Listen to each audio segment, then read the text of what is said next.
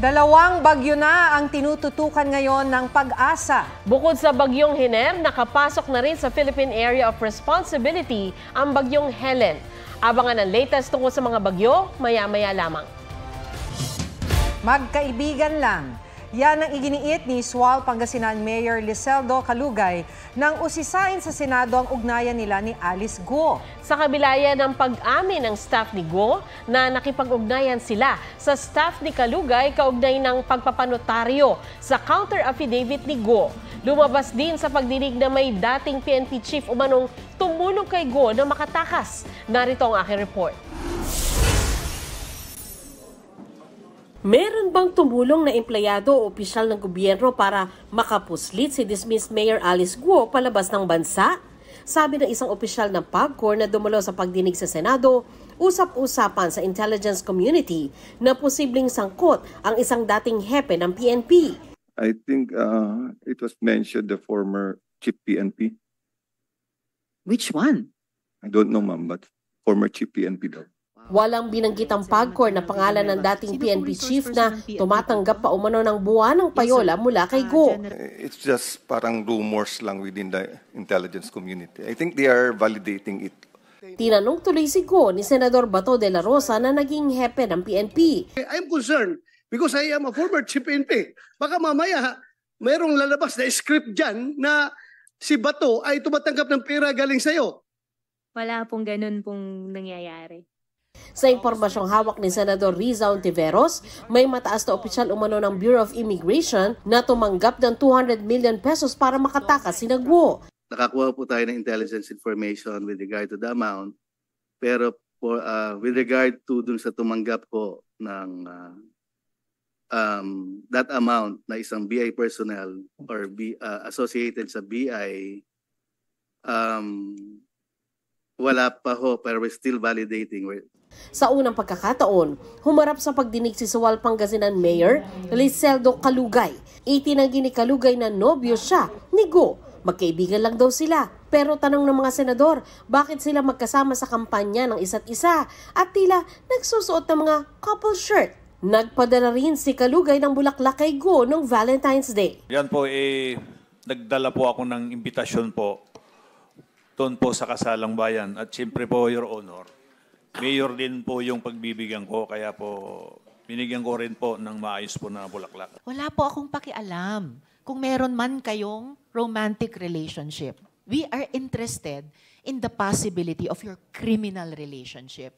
May mga negosyo rin daw na tila nakapangalan kina Calugay at Guo.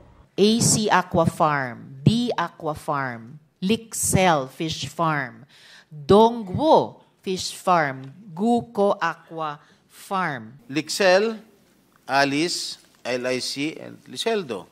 Donggo, Dong, and Go. Tinalo nyo pa si Dong yan, ha? Ito mga businesses ito, front lang to for possible money laundering purposes. Wala po kung ganyang negosyo po, Your Honor. Lumabas din sa pagdinig na tinulungan ng executive assistant ni Calugay na si Cheryl Medina ang mga staff ni Guo para makapagpanotaryo ng counter affidavit ng dating alkalde kahit nakaalis na ng bansa. Kinumpirma ito ng secretary ni Guo na si Catherine Salazar. Bakit sa kanya pa tumawag, Ms. Kat? Your Honor, yun po yung instruction po ni ma'am. Tinawagan niya po ako. Tawagan ko daw po si Ma'am Che kung may kilala daw po na lawyer na magnonotaryo po. Ang sabi po niya, i-attach ko daw po sa last page nung affidavit po niya. Sabi ni Guo, pinirmahan niya ang signature page ng affidavit noong pang unang linggo ng Hulyo. Nadiin tuloy ang notaryong si Attorney Elmer Galicia. Nagsinungaling si Attorney Galicia, no? Dahil hindi ito pinirmahan sa harap ni Attorney Galicia. Definitely, nagsinungaling siya at dapat siyang kasuhan rin ng DOJ. Biktima po ako. I am invoking my right against self-incrimination po.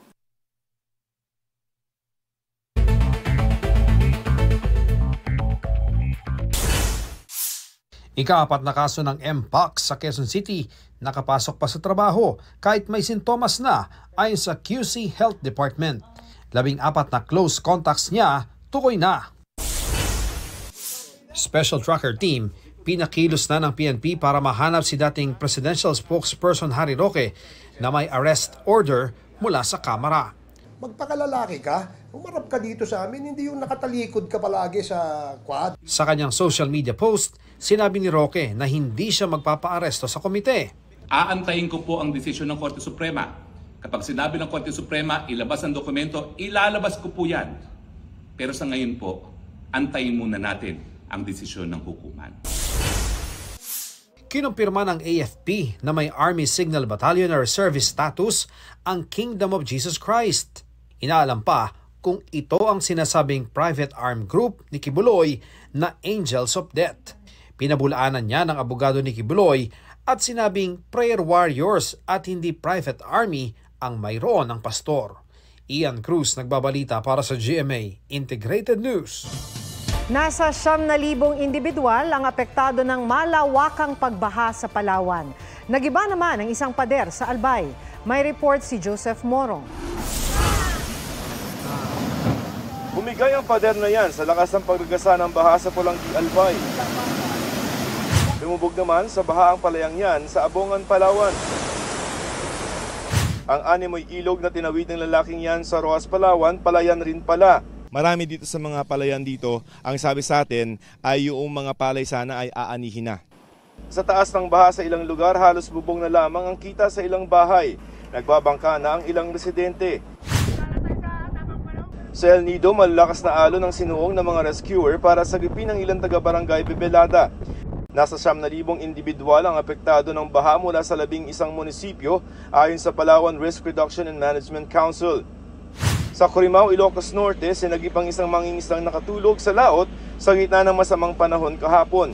Hindi naman makapalaot ang mga mangingisda sa Dagupan City, Pangasinan dahil pinatutupad ang no sailing at no fishing policy. Sumabay ang high tide sa pag-ulan kaya bumaha sa mga kalsada. Pinasok na rin ang ilang bahay. Nagpakawala na ng tubig ang Magat Dam. Joseph Morong nagbabalita para sa GMA Integrated News. Dalawang bagyo na ang nasa loob ng Philippine Area of Responsibility. Sa 11 p.m. bulletin ng Pag-asa, wala nang nakataas na tropical cyclone wind signal dahil sa bagyong Hiner. Huli ang namataan, 355 kilometers west ng Bacnotan, La Union. May lakas ng hangin na 55 kilometers per hour at bugsong aabot sa 70 kilometers per hour. Posibleng ngayong gabi o bukas ng madaling araw ay lalabas na ng PAR ang bagyong Hiner. 6:30 p.m. naman nang makapasok na rin sa PAR ang bagyong Helen. Namataan niyan 1,290 kilometers east of extreme northern Luzon. Patuloy na hahatakin at palalakasin ng dalawang bagyo ang habagat. Magdoble ingat sa banta ng pagbaha at pagguho ng lupa.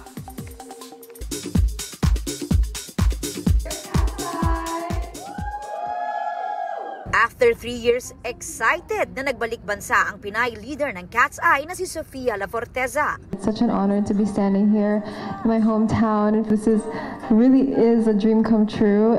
Home-cooked Pinoy dishes ang handa ng kanyang pamilya para sa grupo. Nasa bansa ang Cat's Eye para sa fan showcase bukas. Mabuhay, Philippines! Nabuo ang Cat's Eye mula sa survival reality show na The Debut Dream Academy. Kasama sa mga viral single nila ang Touch.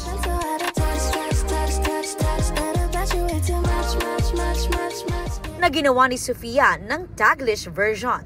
Ba't kaya ka out of touch, touch, touch, touch, touch? Iniisip ka too much, much, much, much, much. Tapos na as. Ba't kaya ka out of touch? Sa'yo na sana ang my love, pero ikaw ay out of touch, touch, touch, touch, touch. And sila po yung nagpo-push sa akin. Dancer and content creator na Yana Guerrero, ibinahagi ang naging interaction nila ni BTS Jungkook sa TikTok. Sa mga comments and then liking videos. He would like some of my videos and also comment. Aubrey Carampel, nagbabalita para sa GMA Integrated News. 99 days na lang, Pasko na. Ihanda na mga pang-aginaldo dahil may nagsimula ng mga ruling. Pero para mas masigla ang Christmas spirit, may dagdag paandar dapat tulad ng mga carolers na ito mula sa Cebu. Panoorin sa report ni Marizo Mali.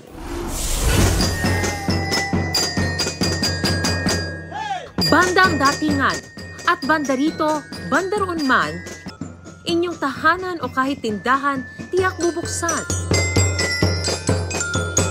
Christmas na nga! Sa kalsada ng Cebu City, may binansagang Esmagol Boys na nauna ng mga ruling. Drums at xylophone ang bitbit ni na James, Christian at John Lloyd. Ito ang kanilang naging paraan para mas lively raw ang tugtugan. Siyempre, level up din ang kanilang natatanggap. Sa gatos, mga abot ng mga skalibo apin. Ang kanilang kita, iipunin daw nila para sa kanilang grupo. Kaya para mo i-build up ang mga instrumento ba? Magpondo, magpahans mo niya. Mariz Umali nagbabalita para sa GMA Integrated News.